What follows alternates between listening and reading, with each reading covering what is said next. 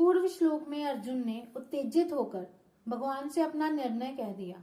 अब भगवत वाणी का असर होने पर अर्जुन अपने और भगवान के निर्णय का संतुलन करके कहते हैं, गुरुन हत्वा ही महानुभावान श्रेयो भोक्तुम भक्ष्यमपीह लोके हत्वार्थ कामांस्तु गुरुनिहेव भुंजनीय भोगान रुदिर प्रदिग्धान।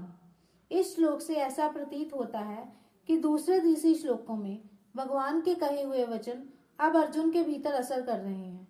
इससे अर्जुन के मन में ये विचार आ रहा है कि भीष्म, द्रोण आदि गुरुजनों को मारना धर्मयुक्त नहीं है। ऐसा जानते हुए भी भगवान मुझे बिना किसी संदेह के युद्ध के लिए आज्ञा दे रहे हैं, तो कहीं ना कहीं मेरी समझ में ही गलती है। इसलिए अर्जुन अब पूर्व श्लोक की तरह उत्तेजित होकर नहीं बोलते, प्रत्युत कुछ ढिलाई से बोलते हैं। अब अर्जुन पहले अपने पक्ष को सामने रखते हुए कहते हैं कि अगर मैं भीष्म, द्रोण आदि पूज्य जनों के साथ युद्ध नहीं करूंगा तो दुर्योधन भी अकेला मेरे साथ युद्ध नहीं करेगा। इस तरह युद्ध ना होने से मेरे को राज्य नहीं मिलेगा, जिससे मेरे को दुख पाना पड़ेगा। मेरा जीवन निर्वाह भी कठिनता से होगा। यहाँ तक कि क्षत्रिय के लिए निषिद्ध जो भिक्षावृत्ति है उसको भी जीवन निर्वाह के लिए ग्रहण करना पड़ सकता है।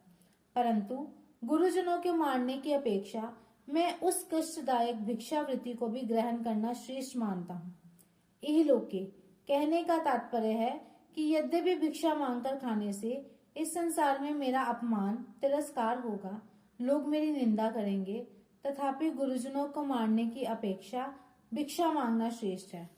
अपि कहने का तात्पर्य है कि मेरे लिए गुरुजनों को मारना भी निषेध है और भिक्षा मांगना भी निषेध है, परंतु इन दोनों में भी गुरुजनों को मारना मुझे अधिक निषिद्ध दिखता है।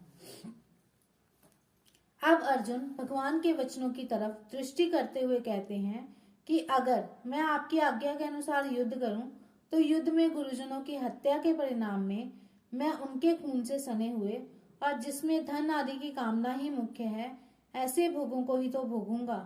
मेरे को भोग ही तो मिलेंगे। उन भोगों के मिलने से मुक्ति थोड़ी ही होगी, शांति थोड़ी ही मिलेगी।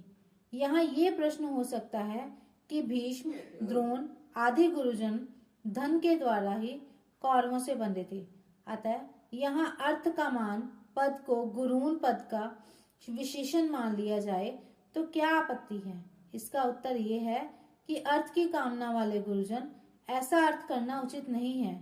कारण कि पितामह भीष्म, आचार्य द्रोण आदि गुरुजन धन की कामना वाले नहीं थे। वे तो दुर्योधन के वृत्ति भोगी थे।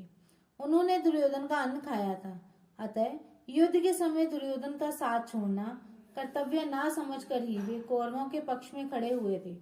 दूसरी बात, अर्जुन ने भीष्म, द्रोण आदि के लिए महानुभावान पद का प्रयोग किया है, अतः ऐसे श्रेष्ठ भाव वालों को अर्थ की कामना वाले कैसे कहा जा सकता है?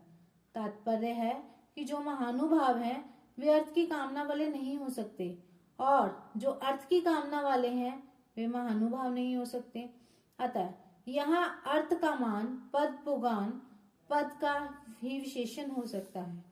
विशेष बात, भगवान ने दूसरे तीसरे श्लोकों में अर्जुन के कल्याण की दृष्टि से ही उन्हें कायरता को छोड़कर युद्ध के लिए खड़ा होने की आज्ञा दी थी, परंतु अर्जुन उल्टा ही समझे, अर्थात वे समझे कि भगवान राज्य का भोग करने की दृष्टि से ही युद्ध की आज्ञा देते हैं।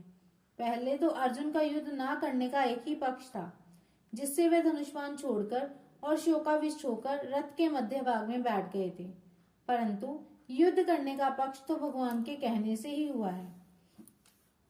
तात्पर्य है कि अर्जुन का भाव था कि हम लोग तो धर्म को जानते हैं पर दुर्योधन आदि धन को नहीं जानते, इसलिए वे धन, राज्य आदि के लोभ से युद्ध करने के लिए तैयार खड़े हैं।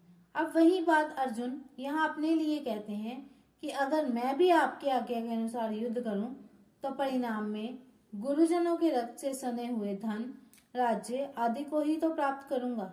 इस तरह अर्जुन को युद्ध करने में बुराई ही बुराई दिखाई दे रही है। जो बुराई बुराई के रूप में आती है उसको मिटाना बड़ा सुगम होता है, परंतु जो बुराई अच्छाई के रूप में आती है उसको मिटाना बड़ा कठिन होता है। जैसे सीता जी के सामने रावण और हनुमान जी के सामने कालनेमी राक्षस आए तो उनको सीता जी और हनुमान जी पहचान नहीं सके, क्योंकि उन दोनों का वेश साधुओं का था। अर्जुन की मान्यता में युद्ध रूप कर्तव्य कर्म करना बुराई है और युद्ध ना करना भलाई है। अर्थात अर्जुन के मन में धर्म रूपी भलाई के वेश में कर्तव्य त्याग रूप बुराई आई है। उनको कर्तव्य त्याग रूप बुराई बुराई के रूप में नहीं दिख रही, क्योंकि उनके भीतर शरीरों को लेकर मोह है। अतः इस बुराई को मिटाने में भगवान को भी बड़ा जोर पड़ रहा है और समय लग रहा है। आजकल समाज में एकता के बहाने वर्ण आश्रम की मर्यादा को मिटाने की कोशिश की जा रही है।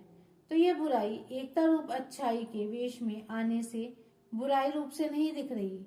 अतः वर्ण आश्रम की मर्यादा मिटने से परिणाम में लोगों का कितना पतन होगा, लोगों में कितना आसुर भाव आएगा, इस तरफ दृष्टि ही नहीं जाती।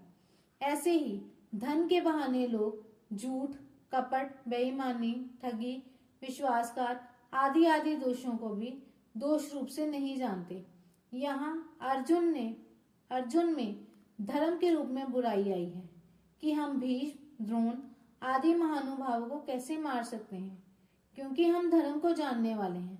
तात्पर्य है कि अर्जुन ने जिसको अच्छाई माना है वह वास्तव में बुराई ही है, परंतु उसमें मान्यता अच्छाई की होने से वह बुराई रूप से नहीं दिख रही। प्रशिष्ट भाव महानुभावान भीष्म, द्रोण आदि गुरुजनों का अनुभाव भीतर का भाव श्रेष्ठ है, शुद्ध है, क्योंकि युद्ध करते हुए भी उनमें पक्षपात नहीं है।